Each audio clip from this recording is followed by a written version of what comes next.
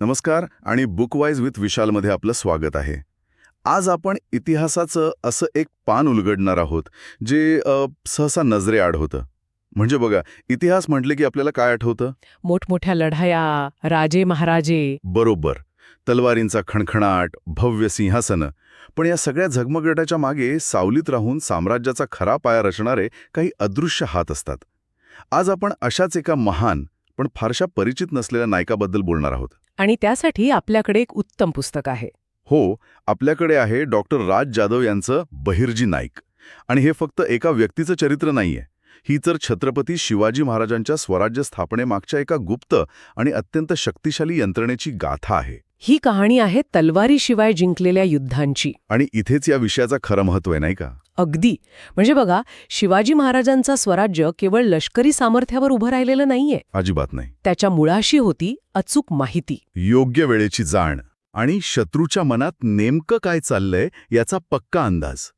विचार करा ना, एका बाजूला मुघल, आदिलशाही, कुतुबशाही, केवढा मोठ्या सत्ता होत्या या. अथांग समुद्रासारख्या. बरोबर.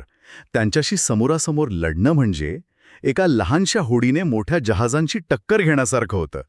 हे नेहमीच शक्य नव्हतं. ही तुलना खूपच समर्पक आहे. म्हणजे फक्त शौर्याच्या जोरावर ही लढाई जिंकता आली नसती. नाहीच. त्यासाठी त्या बलाढ्य जहाजाला छिद्र कुठे आहे, वादळ कधी येणार आहे, हे माहीत असणं गरजेचं होतं.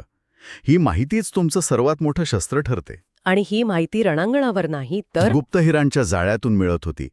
आणि या जाळ्याचे मुख्य शिल्पकार होते बहिर्जी नाईक. डॉक्टर जाधव पुस्तकात स्पष्ट करतात की बहिर्जी फक्त एक हेर नव्हते. ते संस्थापक होते. हो, ते एका संपूर्ण गुप्तहेर खात्याचे संस्थापक होते. आणि सगळ्यात रंजक गोष्ट ही आहे की ते कोणत्या मोठ्या घराण्यातले नव्हते. म्हणजे त्यांची सुरुवात अगदी सामान्य होती. मग हा प्रवास कसा घडला? इतके असामान्य ते कसे बनले? पुस्तकात याबद्दल खूप छान वर्णन आहे. त्यांच्यात काही नैसर्गिक गुण होते जे लहानपणापासूनच दिसायचे. जसं की तासनतास शांतपणे फक्त निरीक्षण करत राहणं. गावात कोण आलं, कोण गेलं, कोणाच्या वागण्यात काय बदल झालाय, हे ते सहज ओळखायचे.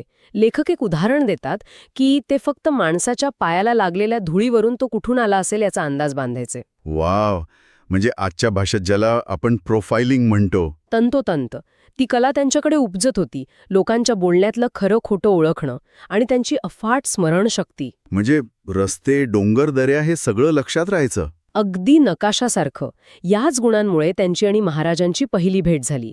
आणि ती भेट काही दरबारात नाही झाली. अच्छा. एका साध्या प्रसंगात बहिर्जी आपल्या निरीक्षण शक्तीने महाराजांचं लक्ष वेधून घेतात. महाराज त्यांची परीक्षा घेतात, पण बहिर्जी कोणतीही बढाई मारत नाहीत. शांतपणे पण आत्मविश्वासाने उत्तरं देतात. त्यांच्या बोलण्यात अनुभवाची खोली होती, पण अहंकाराचा स्पर्शही नव्हता. आणि तिथेच महाराजांनी ओळखलं की हा माणूस रणांगण टाळून विजय मिळवून देऊ शकतो. मग त्यांच्यावर ही गुप्तहेर खात्याची जबाबदारी कशी आली, म्हणजे ही यंत्रणा त्यांनी उभारली कशी, हे खूपच आकर्षक असणार आहे. निश्चितच. आणि हे काम वाटतं तितकं सोपं नव्हतं. त्यांना शून्यातून सगळं उभं करायचं होतं. म्हणजे फक्त काही माणसं शत्रूच्या गोट्यात पाठवणं इतकं सोपं नव्हतं ते. नाही, ही एक जिवंत व्यवस्था होती. पुस्तकात लेखक तिची रचना पिरामिडशी करतात. सर्वात खाली होते बातमीदार. म्हणजे सामान्य लोक. हो, शेतकरी, व्यापारी, साधू, फकीर यांचं काम फक्त कानावर पडलेली गोष्ट वर कळवणं. त्यांच्यावर होते हवालदार किंवा नाईक, जे या माहितीची छाननी करायचे. अगदी 10 वेगवेगळ्या ठिकाणाहून आलेली माहिती तपासायची आणि मगच पुढे पाठवायची. आणि सर्वात वर, शिखरावर स्वतः बहिर्जी नाईक, जे अंतिम निष्कर्ष काढून तो महाराजांपर्यंत पोहोचवायचे. वा, म्हणजे हे एक आधुनिक कॉर्पोरेट स्ट्रक्चरसारखं झालं. माहिती प्रत्येक लेव्हलवर फिल्टर होऊन वर जाते, जेणेकरून अफवांना आळा बसतो. बरोबर. पण आव्हान फक्त माणसं निवडण्याचं नव्हतं, त्यांच्यात विश्वास निर्माण करण्याचं होतं. आणि सर्वात मोठं आव्हान होतं संवाद साधण्याचं. हो, माहिती शत्रूच्या हाती न लागता पोचवणं. मग त्यासाठी त्यांनी कोणत्या पद्धती वापरल्या? कारण तेव्हा आजच्यासारखं काहीच नव्हतं. इथेच बहिर्जींची कल्पकता दिसते. पुस्तकात याबद्दल खूप रंजक माहिती आहे. ते सांकेतिक भाषा वापरायचे. उदाहरणार्थ, पक्ष्यांचे आवाज. अच्छा. कोकिळेचा आवाज म्हणजे सर्व ठीक आहे, तर कावळ्याचा विशिष्ट आवाज म्हणजे धोका. इतकंच नाही, मंदिराबाहेर चपला कशा ठेवल्या आहेत याचाही एक सांकेतिक अर्थ असायचा. हे तर अविश्वसनीय आहे. म्हणजे बाजारात गूळ महाग झाला आहे या साध्या वाक्याचा अर्थ शत्रूने पहारा वाढवला आहे असा असू शकायचा. अगदी. आणि ही भाषा फक्त त्या जाळ्यातल्या लोकांनाच कळायची. कधीकधी शत्रूला चकवण्यासाठी मुद्दाम चुकीची माहिती पेरली जायची असेही म्हणतात. हो, त्यालाच आजच्या काळात सायकोलॉजिकल वॉरफेअर म्हणतात. सुरतेच्या लुटीच्या आधी हेच झालं. काय झालं होतं? बहिर्जींच्या हेरांनी अशी बातमी पेरली की महाराजांचं सैन्य दक्षिणेकडे आदिलशाहीवर हल्ला करणार आहे. ही बातमी इतक्या हुशारीने पसरवली की सुरतेचा सुभेदार पूर्णपणे गाफील राहिला. त्याला वाटलं धोका दुसरीकडे आहे. आणि याच गाफीलपणाचा फायदा घेऊन महाराजांनी सुरतेवर हल्ला केला. इथे तलवारीपेक्षा एका खोट्या बातमीने मोठं काम केलं होतं. म्हणजे शत्रूच्या मनात संभ्रम निर्माण करणं. यात वेषांतरालाही खूप महत्त्व असणार. नक्कीच. आणि लेखक हेच स्पष्ट करतात. वेषांतर म्हणजे फक्त कपडे बदलणं नाही, तर ती भूमिका जगणं. हो, जर ते साधू बनले तर त्यांना धर्मग्रंथातले श्लोकही माहीत असायचे. व्यापारी बनले तर मालाचे भाव तोंडपाठ असायचे. एकदा तर ते फकीराच्या वेशात विजापूरच्या बाजारात फिरत होते. ओके. तेव्हा आदिलशाहीच्या शिपायांना संशय आला. त्यांनी त्यांना अडवून काही धार्मिक प्रश्न विचारले.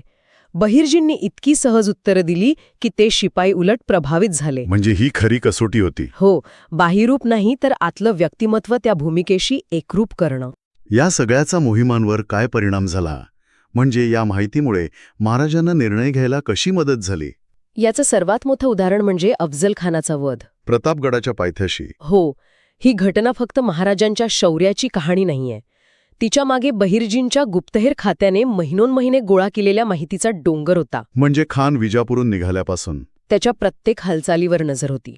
त्याचा स्वभाव कसा आहे, तो किती अहंकारी आहे, त्याच्या सैन्यात कोण आहेत, त्यांच्याकडे शस्त्र कोणती आहेत, सगळी माहिती महाराजांपर्यंत पोचत होती. म्हणजे भेटीची जागा, वेळ, सगळी रणनीती याच माहितीच्या आधारावर ठरली होती. नक्कीच. खानाला जावळीच्या घनदाट जंगलात आणणं हीच सर्वात मोठी रणनीती होती. आणि ती यशस्वी झाली, कारण बहिर्जींनी माहिती दिली होती की खानाला डोंगराळ भागात लढण्याचा सराव नाही. हा बुद्धिमत्तेचा शौर्यावर मिळवलेला विजय होता. आणि या सगळ्याला आधार होता तो महाराजांच्या विश्वासाचा. ओम. महाराज कोणताही मोठा निर्णय घेण्यापूर्वी बहिर्जींचा सल्ला घेत. हे नातं खूप महत्वाचं आहे. यावरून एक गोष्ट स्पष्ट होते की या पहिल्या भागात लेखकाने बहिर्जी नाईक यांच्या व्यक्तिमत्वाची आणि कार्याची एक भक्कम पायाभरणी केली आहे. हे फक्त एका गुप्तहेराचं आव नाही. हे स्वराज्याच्या मुळाशी असलेल्या बुद्धिमत्तेचं, चातुर्याचं आणि त्यागाचं प्रतीक आहे. आणि महत्वाची गोष्ट म्हणजे बहिर्जी नाईक कधीच स्वतःला पुढे करत नसत. गुप्तहेराची ओळख उघड होणं म्हणजे मृत्यू. त्यांचा भर कामावर होता, प्रसिद्धीवर नाही. तर आजच्या या चर्चेतून आपण डॉक्टर राज जाधव यांच्या बहिर्जी नाईक या पुस्तकाचा पहिला भागाचा आढावा घेतला. आपण पाहिलं की स्वराज्याची उभारणी केवळ शौर्यावर नाही तर अचूक माहिती आणि रणनीतीवर कशी झाली. आणि बहिर्जी नाईक यांचं सामान्य परिस्थितीतून गुप्तहेर प्रमुख बनणं, त्यांची निरीक्षण शक्ती, हे सगळंच थक्क करणारे आहे. यातला सर्वात महत्त्वाचा धडा कोणता? मला वाटतं यातला सर्वात महत्त्वाचा धडा हा आहे की इतिहास घडवणारे नेहमीच प्रसिद्धीच्या प्रकाशात नसतात. काही जण पडद्यामागे राहून कोणतीही अपेक्षा न ठेवता आपलं काम करत असतात. बहिर्जी नाईक हे त्याचं मूर्तिमंत उदाहरण आहेत. हो, त्यांचा त्याग आणि निष्ठा ही स्वराज्याच्या पायातील एक अविभाज्य वीट आहे, जी दिसत नाही पण जिच्याशिवाय इमला उभाच राहू शकत नाही. या चर्चेनंतर एक विचार मनात येतो. इतिहासात असे कितीतरी बहिर्जी नाईक असतील ज्यांची नावही आपल्याला माहीत नाहीत, पण ज्यांच्यामुळेच मोठा इतिहास घडला. हो, यावर नक्की विचार करण्यासारखा आहे. आशा आहे की आजची चर्चा सगळ्यांना आवडली असेल. बुकवाईज विथ विशाल लाईक, शेअर आणि सबस्क्राईब करायला विसरू नका. नक्कीच. पुढच्या भागात आपण या पुस्तकाचा दुसरा भागावर चर्चा सुरू करू आणि बहिर्जी नाईक यांच्या आयुष्यातील आणखी रोमांचक मोहिमांबद्दल जाणून घेऊ. तोपर्यंत नमस्कार. आपण मागच्या विश्लेषणात पाहिलं की बहिर्जी नाईक यांच्या व्यक्तिमत्वाची आणि शिवाजी महाराजांच्या गुप्तहेर यंत्रणेची पायाभरणी कशी झाली. एक लहानशी सुरुवात, काही विश्वासू माणसं आणि एक मोठी दृष्टी. यातून एका अशा यंत्रणेचा जन्म झाला जिने पुढे इतिहासाला कलाटणी दिली. आता आपण या कथेच्या मध्यात म्हणजे दुसऱ्या भागात प्रवेश करत आहोत. हा तो टप्पा आहे जिथे ही यंत्रणा केवळ माहिती गोळा करण्यापुरती मर्यादित राहत नाही, तर ती स्वतः एक शस्त्र बनते. हा भाग म्हणजे एका मोठ्या उघड्या युद्धाच्या पडद्यामागे चाललेल्या एका अदृश्य पण तितक्याच भयंकर युद्धाची कहाणी आहे. आणि तुम्ही जो अदृश्य युद्ध हा शब्द वापरलात ना, तो खूप खूप महत्वाचं आहे. कारण बघा, रणांगणावर तलवारी दिसतात, सैनिकांचे आवाज ऐकू येतात, रक्तपात दिसतो, पण त्या लढाईची खरी दिशा कुठे ठरते? तर पडद्यामागे, शांततेत. तिथे शस्त्र असतं माहिती. पण माहिती म्हणजे केवळ काय घडलं हे कळणं नाही, तर काय घडू शकतं याचा अंदाज बांधणं, शत्रूला काय घडावं असं वाटतंय हे ओळखणं, आणि आणि आपल्याला जे घडवायचं आहे तेच घडतंय असा शत्रूचा समज करून देणं. हा एक म्हणजे बहुस्तरीय खेळ आहे. हा दुसरा भाग आपल्याला याच माहितीच्या खेळाची, त्याच्या धोक्यांची आणि त्याच्या सामर्थ्याची खरी ओळख करून देतो. हे ऐकताना मला बुद्धिबळाच्या पटाची आठवण होते, जिथे प्रत्येक चाल विचारपूर्वक केली जाते. पण इथे एक मोठा फरक आहे. बुद्धिबळात दोन्ही खेळाडूंना सगळे सोंगटे दिसत असतात. कोणती सोंगटी कुठे आहे हे समोर असतं, बरोबर की नाही? बरोबर. या गुप्त युद्धात मात्र शत्रूच्या कोणत्या सोंगट्या कुठे आहेत, त्यांची पुढची चाल काय असेल हेच तर शोधून काढायचं असतं. शत्रूचा वजीर कुठे लपलाय, त्याचा हत्ती कुठून हल्ला करणार आहे, हे सगळं अंधारातच ओळखावं लागतं. इथेच बहिर्जी नाईक यांची भूमिका निर्णायक ठरते. ते महाराजांचे डोळे आणि कान बनून त्या अंधारात पाहण्याचा प्रयत्न करतात. तुम्ही बुद्धिबळाचं उदाहरण दिलं ते अगदी समर्पक आहे. पण विचार करा, हा एक असा बुद्धिबळाचा डाव आहे जिथे तुमचा प्रतिस्पर्धी केवळ सोंगट्याच हलवत नाहीये, तर तो पटावर धुकं निर्माण करतो, तुमच्या सोंगट्यांना फितूर करतो आणि कधीकधी पटाखालून तुमच्यावर हल्ला करतो. स्वराज्य जसजसं वाढत होतं तसतशी शत्रूंची म्हणजे आदिलशाही, मुघल, स्थानिक सरदार यांची अस्वस्थता वाढत होती.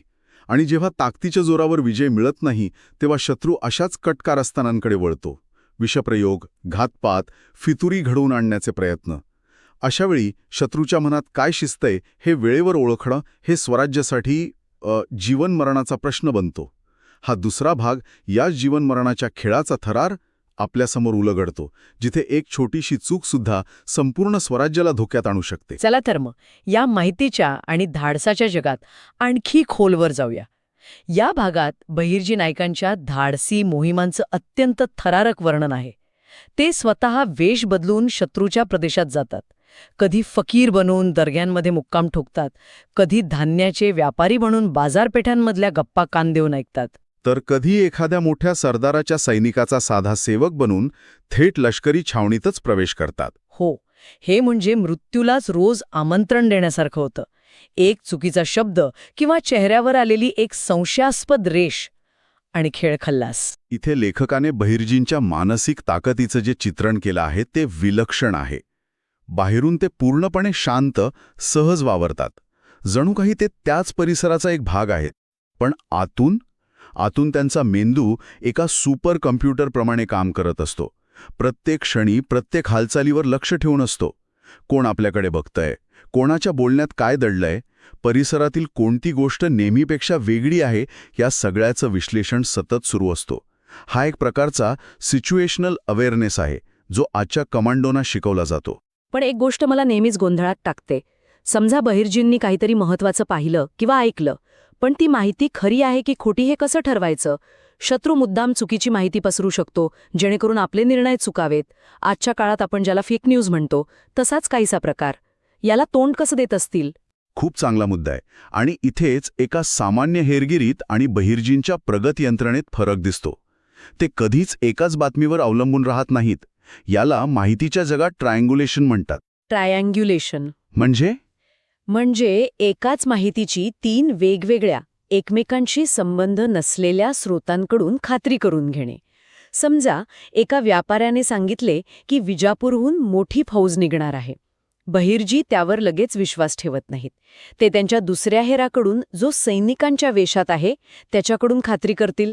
मग तिसरा हेर, जो फकीराच्या वेशात आहे, तो त्या मार्गावरच्या हालचालींवर लक्ष ठेवून त्या बातमीला दुजोरा देईल. जेव्हा तिन्ही ठिकाणाहून माहिती जुळेल तेव्हाच ती महाराजांपर्यंत पोहोचवली जाईल. वा, म्हणजे हे केवळ माहिती मिळवणं नाही, तर माहितीचं शुद्धीकरण आहे. पण या पुस्तकात असंही म्हटलंय की ते स्वतः शत्रूला चुकीची माहिती पुरवायचे. हे कसं काम करत असेल? हो, आणि हाच या खेळाचा पुढचा आणि सर्वात रोमांचक टप्पा आहे. याला रणनीतिक दिशाभूल किंवा स्ट्रॅटेजिक मिसडिरेक्शन म्हणतात. शत्रूच्या सर्वात मोठ्या ताकदीला अशा ठिकाणी गुंतवून ठेवायचं जिथे प्रत्यक्षात काहीच घडणार नसतं. एखादं उदाहरण देता येईल? नक्कीच. उदाहरणार्थ, शत्रूला त्यांच्या गुप्तहेरांमार्फत अशी बातमी पोचवायची की महाराज पुण्याजवळच्या एका मोठ्या किल्ल्यावर हल्ला करणार आहेत. त्यामुळे शत्रू काय करणार? तो आपली सगळी ताकद, उत्तम सैनिक त्या किल्ल्याच्या रक्षणासाठी पाठवतो. बरोबर. पण महाराजांचा खरा उद्देश असतो दुसरीकडचाच एखादा लहान पण महत्वाचा किल्ला जिंकणं. शत्रूची ताकद विभागली गेल्यामुळे आणि त्यांचं लक्ष दुसरीकडे असल्यामुळे खरं लक्ष अगदी सोपं होतं. हा नियम आजही लष्करी आणि कॉर्पोरेट रणनीतीमध्ये वापरला जातो. हे एक प्रकारचं मानसिक युद्ध आहे, जिथे शत्रूच्या मनाशीच खेळलं जातं. पण माहिती फक्त उघड्या मैदानात किंवा शत्रूच्या छावणीतच मिळत नव्हती. स्वराज्याचा खरा आधार होते किल्ले, आणि या दगडी भिंतींच्या आत एक वेगळंच राजकारण आणि गुप्त माहितीचं जाळं विणलेलं होतं. शासनाचे केंद्र होते, अर्थव्यवस्थेचे स्रोत होते आणि प्रतिष्ठेचं प्रतीक होते. त्यामुळे किल्ले जिंकणं खूप महत्वाचं होतं. पण प्रत्येक किल्ला जिंकण्यासाठी हजारो सैनिकांचा बळी देणे शक्य नव्हतं. इथेच बहिर्जींची माहिती पुन्हा एकदा निर्णायक ठरते. ते किल्ल्याची केवळ बाहेरची रचना नाही, तर आतली माहिती काढायचे. किल्ल्यावर पहारा किती कडक आहे, तिथे पाण्याची सोय काय आहे, गुप्त मार्ग कोणते आहेत, आणि सगळ्यात महत्वाचं म्हणजे किल्ल्यावरच्या सरदारांमध्ये कोण नाराज आहे, कोणाला फितूर करता येईल. म्हणजे कमीत कमी रक्तपात करून किल्ले स्वराज्यात यावेत हा उद्देश असायचा. महाराजांची दूरदृष्टी आणि बहिर्जींची सूक्ष्म निरीक्षण शक्ती यांची ही एक सुंदर सांगड आहे. महाराज हे मोठ्या पटावर विचार करणारे धोरणी राजे होते, तर बहिर्जी त्या पटावरची प्रत्येक लहान सहान गोष्ट, प्रत्येक सोंगटीची नेमकी जागा महाराजांना सांगत होते. बरोबर. पण धोका फक्त बाहेरून नव्हता, आतूनही होता, आणि हे सगळ्यात जास्त धोकादायक होतं. काही सरदार स्वतःच्या स्वार्थासाठी किंवा पैशाच्या लालसेपोटी शत्रूला सामील होत होते. आणि हा धोका सर्वात मोठा असतो. याला आपण आजच्या भाषेत इम्युन सिस्टीमच्या उदाहरणाने समजू शकतो. बाहेरून येणाऱ्या विषाणूशी शरीर लढू शकतं, पण जेव्हा शरीराची रोगप्रतिकार शक्ती शरीरावर हल्ला करू लागते तेव्हा परिस्थिती गंभीर बनते. स्वराज्याचंही तसंच होतं. हो, हे घरातले शत्रू शोधणं बाहेरच्या शत्रूपेक्षा जास्त कठीण होतं. ते तुमच्यासोबत जेवतात, तुमच्यासोबत बोलतात, पण मनात मात्र विश्वासघात असतो. 1 मिनिट थांबा. तुम्ही म्हणालात की ते अंतर्गत शत्रूंना शोधायचे. याचा अर्थ बहिर्जी फक्त शत्रूंवरच नाही, तर स्वतःच्या लोकांवरही नजर ठेवत होते. हे किती नैतिकदृष्ट्या गुंतागुंतीचं असेल. आपल्याच माणसांवर अविश्वास दाखवण्यासारखं नाही का हे? ही खूप मोठी नैतिक द्विधा आहे, आणि इथेच नेतृत्वाची खरी कसोटी लागते. जर तुम्ही प्रत्येकावर संशय घेऊ लागलात तर एकी तुटेल आणि जवळची लोकही दुरावतील. आणि जर तुम्ही डोळेजाग केली तर शत्रू आतूनच स्वराज्य पोखरून काढेल. या परिस्थितीत बहिर्जी नाईक जो संयम आणि न्यायबुद्धी दाखवतात ती विलक्षण आहे. ते केवळ IQ माहितीवर किंवा संशयावर कारवाई करत नाहीत. ते भावनेच्या आहारी न जाता भक्कम पुरावे गोळा करूनच अंतिम निर्णयापर्यंत पोहोचतात. अनेकदा ते स्वतः त्या संशयित व्यक्तीच्या जवळ जाऊन त्याच्याशी मैत्री करून त्याच्या नकळत त्याच्या निष्ठा तपासतात. हे काम अत्यंत जोखीमाचं आणि मानसिकदृष्ट्या थकवणारं असतं. या सगळ्यामुळे महाराज आणि बहिर्जी नाईक यांच्या नात्यावर काय परिणाम झाला असेल? स्वराज्य जसजसं वाढत जातं तसतसे त्यांच्यातील संवाद अधिक गंभीर आणि महत्वाचे होतात. त्यांचं नातं केवळ राजा आणि सेवक असं राहत नाही. ते एका धोरणात्मक पार्टनरशिपमध्ये म्हणजे स्ट्रॅटेजिक पार्टनरशिपमध्ये बदलतं. महाराज आता केवळ काय घडलं हे विचारत नाहीत, तर पुढे काय घडू शकतं याचा अंदाज मागतात. ते बहिर्जींच्या विश्लेषणावर अवलंबून राहतात.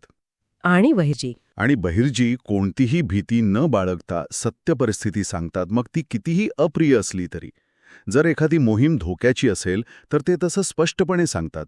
हा परस्पर विश्वासच त्यांच्या नात्याचा आणि स्वराज्याच्या यशाचा कणा होता. या भागात असे अनेक प्रसंग आहेत जिथे बहिर्जी नाईक मृत्यूच्या दारातून अक्षरशः परत येतात. कधी शत्रूच्या छावणीत त्यांचा वेश उघडकीस येण्याची वेळ येते, तर कधी त्यांचेच विश्वासू हेर पकडले जातात. हे प्रसंग वाचताना अंगावर काटा येतो. एखादं उदाहरण सांगता येईल का जिथे ते अगदी थोडक्यात बचावले? हो, एका प्रसंगात ते एका मुघल सरदाराच्या तंबूत सेवक म्हणून काम करत असतात. तिथे त्यांना अत्यंत महत्वाची माहिती मिळते, पण ती माहिती बाहेर पाठवताना त्यांचा एक संदेशवाहक पकडला जातो. आता त्या सरदाराला कळतं की त्याच्या तंबूतच कोणीतरी फितूर आहे. अरे देवा! तो सगळ्या सेवकांना एकत्र बोलावतो आणि प्रत्येकाची कसून चौकशी सुरू करतो. अशावेळी सामान्य माणूस घाबरून काहीतरी चूक करेल, पण बहिर्जी अत्यंत शांत राहतात. ते उलट सरदाराच्या संशयात भर टाकून दुसऱ्याच एका निरपराध सेवकाकडे संशयाची सुई वळवतात. त्यांचा आत्मविश्वास आणि अभिनय इतका जबरदस्त असतो की तो सरदार त्यांच्यावर विश्वास ठेवतो आणि ते त्या जीवघेण्या प्रसंगातून वाचतात. अविश्वसनीय आहे हे. हो, आणि या प्रसंगांमधूनच त्यांच्या धैर्याची आणि मानसिक ताकदीची खरी परीक्षा होते. हेच प्रसंग आपल्याला सांगतात की ही गुप्तहेर यंत्रणा स्वराज्याच्या अस्तित्वाची हमी बनली होती. लेखकाने हे स्पष्ट केलं आहे की जर ही यंत्रणा नसती तर स्वराज्याचे अनेक मोठे विजय, जसे की अफझल खानाचा वध किंवा शाहिस्तेखानावरचा छापा, अगदी हे कदाचित अशक्य ठरले असते. प्रत्येक मोठ्या घटनेमागे या अज्ञात वीरांची मेहनत, बुद्धी आणि त्याग दडलेला होता. तर हा दुसरा भाग या कादंबरीचा सर्वात थरारक आणि बुद्धिमत्तेने भरलेला टप्पा आहे असं म्हणायला हरकत नाही. इथे बहिर्जी नाईक केवळ एक गुप्तहेर प्रमुख राहत नाहीत, तर ते स्वराज्याच्या भवितव्याचे एक महत्त्वाचे शिल्पकार म्हणून समोर येतात. ते केवळ माहिती गोळा करत नाहीत, तर त्या माहितीच्या आधारे शत्रूच्या रणनीतीलाच सुरुंग लावतात. ते केवळ बचावात्मक नाहीत, तर आक्रमक हेरगिरी करत आहेत. बरोबर. त्यांचे निर्णय, त्यांचे धाडस आणि त्यांची निष्ठा स्वराज्याला अनेक मोठ्या संकटांमधून बाहेर काढते. हा भाग संपताना आपल्याला दिसतं की शत्रू अधिक चतुर झाला आहे, त्यांची कट कारस्थानं अधिक सूक्ष्म झाली आहेत आणि त्यामुळे युद्ध अधिक गुंतागुंतीचं बनलं आहे. आता लढाया केवळ रणांगणावर नाहीत, तर त्या लोकांच्या मनात, दरबारातल्या राजकारणात आणि अगदी घरातल्या माणसांच्या निष्ठेमध्ये लढल्या जात आहेत. स्वराज्यापुढची आव्हानं कमी होण्याऐवजी वाढतच चालली आहेत. आणि म्हणूनच या दुसऱ्या भागाच्या शेवटी लेखक वाचकांच्या मनात एकच मोठा प्रश्न निर्माण करतो. इतक्या संकटांनंतर, इतक्या कट कारस्थानानंतर, शत्रूच्या प्रत्येक चालीला मात दिल्यानंतर पुढे काय? हे अदृश्य युद्ध अजून किती काळ चालणार? आणि याच प्रश्नाचं उत्तर आपल्याला या पुस्तकाच्या शेवटच्या आणि अंतिम भागात मिळेल, जिथे हा संघर्ष त्याच्या परमोच्च बिंदूपर्यंत पोचतो. त्यावर आपण पुढच्या वेळी सविस्तर चर्चा करणार आहोत. या कथेतील या टप्प्यावर विचार करण्यासाठी एक प्रश्न मनात येतो. जेव्हा एक गुप्तहेर राज्याच्या सर्वात मोठ्या आणि अंधाऱ्या रहस्यांचा साक्षीदार बनतो, तेव्हा तो त्या राज्यासाठी केवळ एक ताकद उरतो की एक संभाव्य धोकाही बनतो? यावर विचार करायला हरकत नाही. जर तुम्हाला आमची ही सविस्तर चर्चा आवडली असेल तर बुकवाईज विथ विशाल या चॅनलला नक्की लाईक, शेअर आणि सबस्क्राईब करा. भेटूया पुढच्या आणि अंतिम भागात. नमस्कार. डॉक्टर राज जाधव यांच्या बहिर्जी नाईक या पुस्तकावरच्या आपल्या चर्चेच्या अंतिम भागात आपलं स्वागत आहे. हो, आपण आत्तापर्यंत पाहिलं की बहिर्जींनी स्वराज्यासाठी गुप्तहेर यंत्रणा कशी उभारली, तिचं जाळं कसं विणलं, अगदी. आणि आज आपण त्या संघर्षाच्या कळसावर आणि त्या पुढील प्रवासावर नजर टाकणार आहोत, जिथे हा गुप्त लढा एका निर्णायक वळणावर पोचतो. अगदी बरोबर. हा तिसरा भाग म्हणजे केवळ युद्धाचा शेवट नाहीये, तर एका मोठ्या संघर्षाचा तो परिपाक आहे. यात निर्णय आहे, त्याग आहे, शांत विजय आहेत आणि इतिहासाच्या पानांवर कधीही न लिहिलेल्या पण इतिहास घडवणाऱ्या क्षणांची कहाणी आहे. बरोबर. स्वराज्य आता एक सशक्त वास्तव बनलं होतं आणि म्हणूनच शत्रू अधिक धोकादायक, अधिक धूर्त आणि जास्त निर्दयी झाले होते. त्यांचा हल्ला तर थेट रणांगणावर नव्हता. तर नाही, तो स्वराज्याच्या आत्म्यावर होता. चला तर मग यावरच सविस्तर बोलूया. हां. शत्रूंच्या रणनीतीत म्हणजे असा काय मोठा बदल झाला होता? थेट युद्धात त्यांना अपयश येत होतं, म्हणून त्यांनी स्वराज्याच्या मुळावर म्हणजे बहिर्जींच्या गुप्तहेर यंत्रणेवरच घाव घालण्याचा निर्णय घेतला. हो, अगदी हाच तो मुद्दा आहे. त्यांना हे कळून चुकलं होतं की जोपर्यंत बहिर्जी नाईक आहेत तोपर्यंत स्वराज्याला हरवणं अशक्य आहे. अच्छा. ही गोष्ट खूपच महत्वाची आहे. आता बघा, याला आपण एका उदाहरणाने समजू शकतो. हो, नक्कीच. समजा स्वराज्य एक मजबूत किल्ला आहे, अभेद्य किल्ला. ठीक आहे. शत्रूंनी त्याच्या भिंती तोडण्याचा, बुरुजांवर हल्ला करण्याचा खूप प्रयत्न केला. अफझल खान, शाहिस्तेखान, पण ते अयशस्वी झाले. मग त्यांनी काय केलं?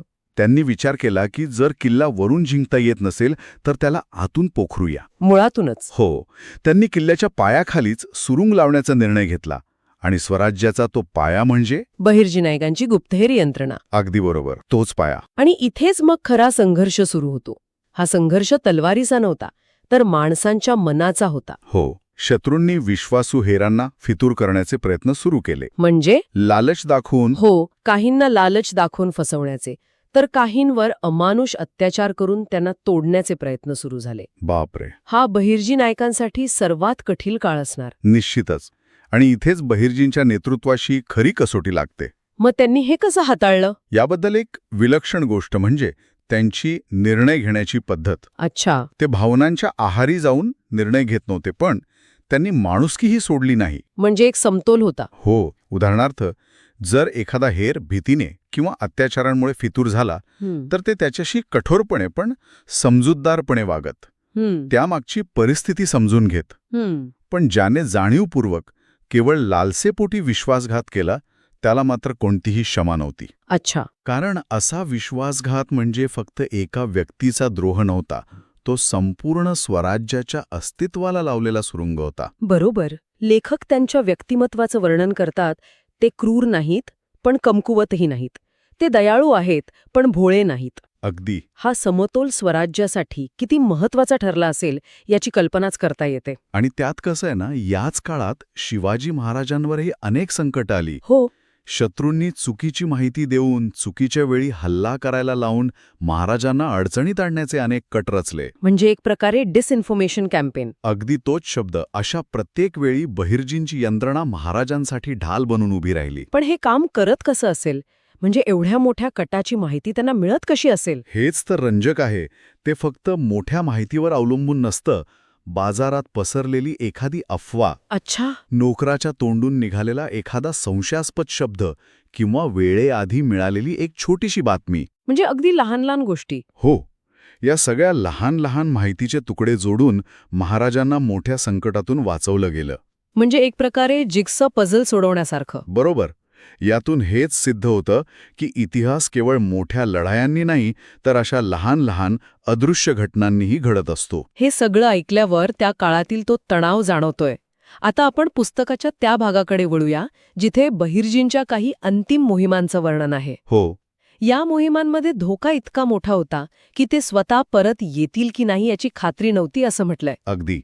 त्यांचं वेषांतर अधिक गुंतागुंतीचं झालं, ओळख अधिक धूसर झाली.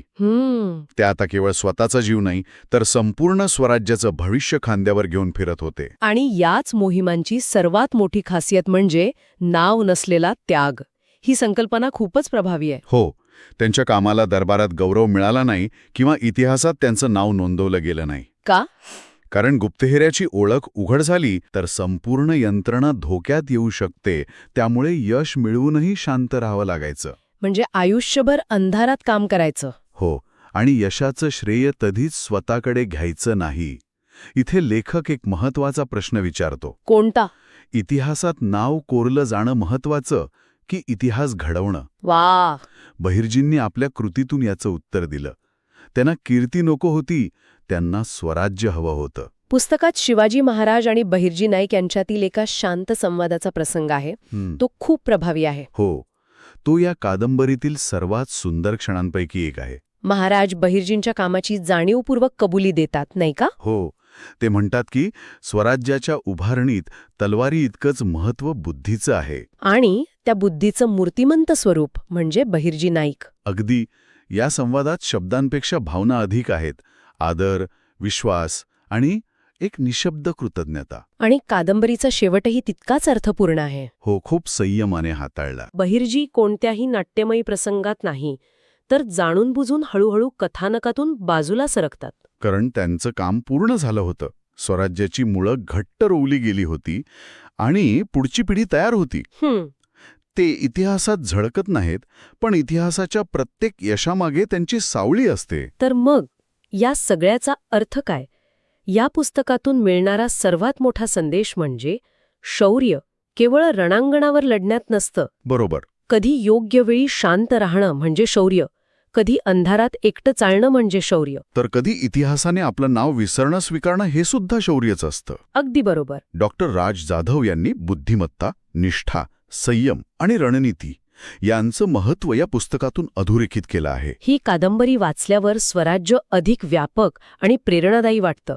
हो, कारण त्यामागे केवळ तलवारी नव्हत्या तर विचार होता, माहिती होती आणि माणसं होती. बहिर्जी नाईक हे इतिहासाच्या पडद्यामागील महान शिल्पकार होते. नक्कीच. बहिर्जी नाईक या पुस्तकावरील ही सखोल चर्चा आपल्याला आवडली असेल अशी आशा आहे. जर आपल्याला असेच माहितीपूर्ण विश्लेषण आवडत असेल तर कृपया बुकवाईज विथ विशालला लाईक, शेअर आणि सबस्क्राईब करायला विसरू नका. हो, आपल्या पाठिंब्यामुळेच आम्हाला अशा आणखी कथा आपल्यापर्यंत आणण्यास प्रोत्साहन मिळतं. या पुस्तकाचा प्रवास आपल्याला दाखवून देतो की खरं मोठेपण नेहमी प्रसिद्धीच्या झोतात असत नाही. बरोबर. कधीकधी सर्वात महत्वाचं काम पडद्याआड होतं. अशा लोकांकडून ज्यांना आपलं नाव इतिहासात नोंदवण्याची अपेक्षा नसते. तर भविष्य घडवण्यात समाधान मिळतं. हो. आणि हे आपल्याला एका विचारात पाडतं. कोणत्या?